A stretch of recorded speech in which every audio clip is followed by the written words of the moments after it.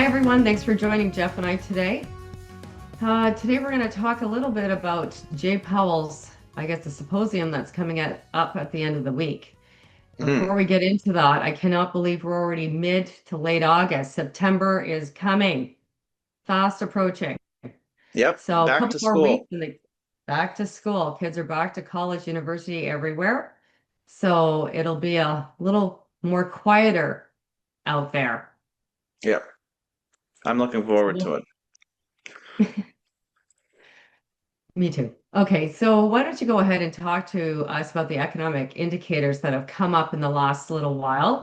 So that gives us an indication of maybe which way Jay Powell will go. Okay, all right, we'll do it reverse. I'll talk about the economy, and then why don't you tell us about September? So at the end of this week, the chair of the Federal Reserve is going to give a speech, and the market wants to hear whether he's leaning towards lower rates or not. And there's good arguments to be made that he could go either way on this. Hmm. At the end of the day, if he signals that it's time for rate cuts to resume, market is likely to go up, and we think that will follow through into September. If he's hawkish and says it's still too early to cut rates, September could be a painful month. Um, Here are the reasons why he could cut rates.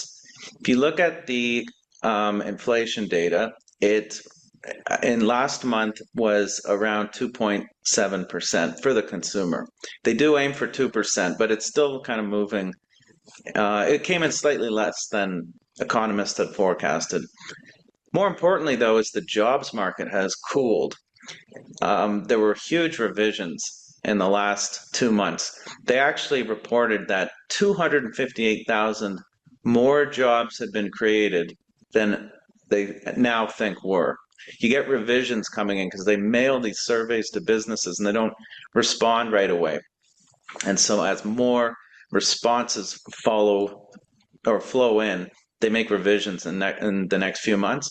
258,000 more jobs were initially reported in May and June, and July was a weak number too.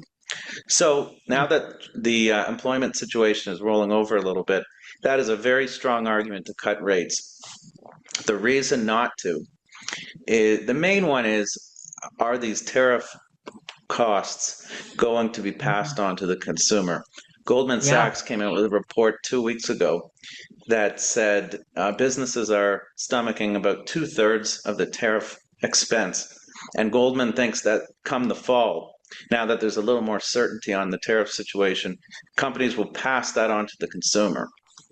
So that's an argument to wait before cutting rates. Do you think that So the price hike will be like in increments, or will it be like a lump sum to the consumer? I think it would just be a one-time hike, and that is not Hmm. inflation. Inflation is a sustained rise in prices. So if it's just a one-time hit, um, Hmm. that would be an argument for lower rates. We could also get more trade deals. I mean, it's amazing. Canada still doesn't have one with the U.S. Mexico's been given reprieve, reprieve for I think it's 90 days. I'm having trouble keeping track. It changes so often. But so it could go either way. But why don't you tell us about the seasonality with September?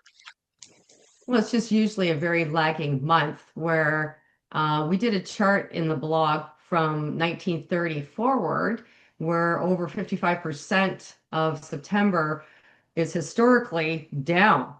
Hmm. So, yeah, a lot of interesting things have come up that might influence um, people selling off in the market.